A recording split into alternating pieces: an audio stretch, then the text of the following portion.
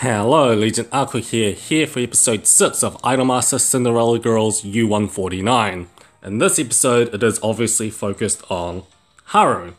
So, as the producer comes into the building for the good news that, there's more work, this time it's for Haru and Risa, in which the producer gives both Haru and Risa jobs to be backup dancers for Lips. Obviously, Risa agrees, gladly accepts. Haru, a little bit hesitant, but does it anyways because of Risa's motivation, I guess, as well. And as practice for the Lips backup dancing goes on, Shiki shows up out of nowhere. Again, I believe this is her third cameo, and does Shiki things, and then just leaves.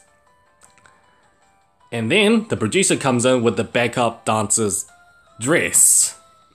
Risa obviously loves it. Haru, however, freaks out. And let's just say that Risa and Haru has a bit of a huge argument, as to what it's to be an idol, therefore you have to wear these cute dresses and everything. Haru obviously objects and just leaves. And then the producer comes in to wherever Haru ran away from, and basically we get her backstory. Basically, Haru's dad brought Haru into U149 so that Haru's dad can kind of see Haru in cute dresses. And obviously Haru doesn't like that, and she would rather, play soccer instead. And yeah, I will get into the entire parent relationship. We will see.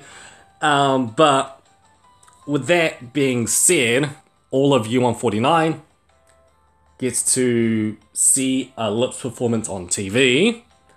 But this is obviously more for Haru. And the producer tries to find ways to, change the backup dancer's dress by talking to the higher-ups. It doesn't go well, because obviously the producer already accepted. Why would the higher-ups try to change the backup dancer's dress when they've already accepted in the first place? So basically, talking up to the higher-ups and changing the dress is a no-go. And then the next way to encourage Haru to be in a cute dress and everything was whatever the producer was doing here. It is obviously a bit of encouragement, but I guess it's also showing that Haru's being a little bit selfish, because I do get what Haru's getting at right now, but yeah, that happens. She finally gets it, with obviously some soccer analogies here and there, but she does kind of get it, and she was being a little bit selfish and does apologize to Risa afterwards. So, in the night of the Lips performance, and obviously Lips starts their performance, and there's a bit of encouragement with 4 new cameos, that being Rika. Rika does make sense because, she's sisters with Mika, who's part of Lips, but Rika, Reina, Hikaru, and the most surprising cameo was Mary, are also backup dancers for the Lips performance along with Haru and Risa. So, as the performance does go on, well, I'm just going to show screenshots here because the animation for this Lips performance is absolutely crazy insane, very animated well. I'm just going to show you them now. So, after the performance, basically, Haru completely embraces being an idol, being in cute clothes and everything. She does get it in terms of, soccer, that kind of situation. She does get it. And we have one last cameo from Shiki again. And she does Shiki things again, but before Shiki leaves, Haru says, you know, I can be your backup dancer anytime. Shiki, however, says, instead of being a backup dancer, why not just catch up to me? And then she just leaves. I was not expecting that. I was not expecting that at all. Like, even for Shiki being a mentor towards Haru and everything, I was not expecting that kind of response, but all the more welcome.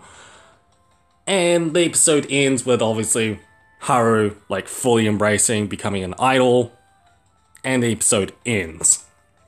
So, in terms of character development for Haru, obviously it's the tomboy that actually gets used to, you know, wearing cute clothes and everything.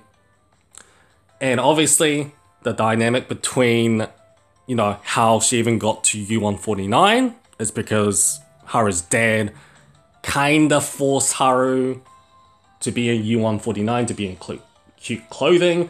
Obviously, she objects.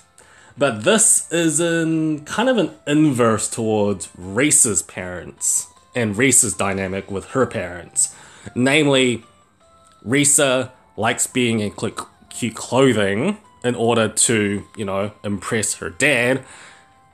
But in Haru's case, it's the other way around. Haru's dad wants to put Haru in cute clothing so that, you know, Haru's dad can be, you know, can be happy as well. You can kind of see the inverse towards that.